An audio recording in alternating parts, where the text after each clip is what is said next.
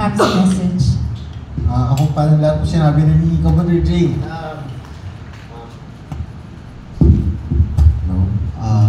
Una po sa lahat, mayong hapon sa inyong katanan.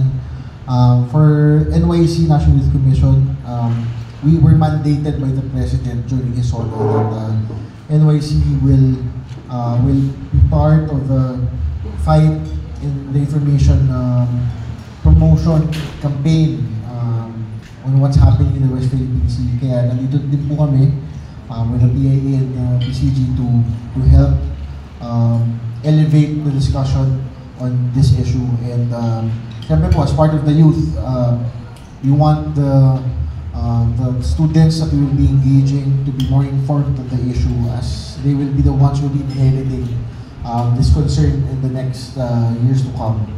Yun po. Thank you very much.